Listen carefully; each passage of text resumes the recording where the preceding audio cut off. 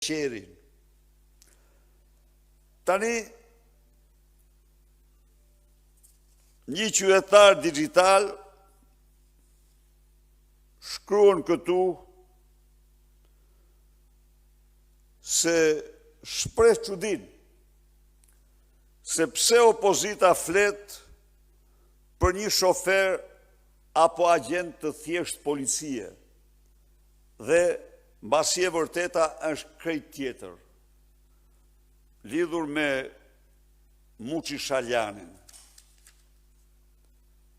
Vllai Sheqerit, shkruan qytetari digital, është 100 herë më i pasur se Shullazi. Është shumë i pasur, ka hotele, vila dhe restorante. Të tërë këta janë marrë me drogë, janë me person, blejnë vota, kërkojnë favore. Ky që u plagos ka bërë fushatën e 11 majt, e ka fjalën për Muç Shaljanin, apo Sheqerin, e ka me 11 maj fushatën e Ervin Hoxhës, ministër i brendshëm, dhe me pas në shtator, u fut në AMP, po nga Ervini, në shkelje të çdo parametri dhe procedure ligjore, kurse dhe kjo u bë vetëm që ai të shpëtoj me uniformën e policisë, të shpëtoj kontrolleve policore. Gilmando, krahu i djathtë i Ervin Saljanit, ka qenë në fushat si bodyguard dhe financues për ministrin Gonxhe.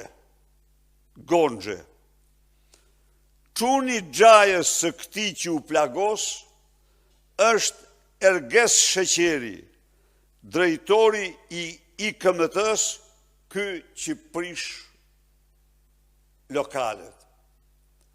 Pra, e kuptoni ju, të dashur qytetarë dhe qytetare, kjo dëshmon se narkopolicia është e tëra në funksion të krimit, dhe se Gilmando,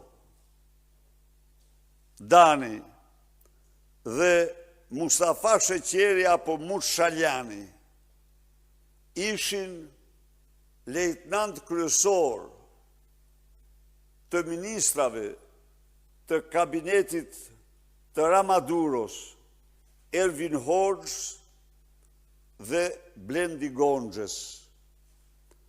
Ata u ekzekutuan në mendimin më të përhapur nga banda të qeverisë që janë të lidhura me nivele shumë të larta të qeverisë, sepse aty është vendi i shtetit, vendi i qeverisë.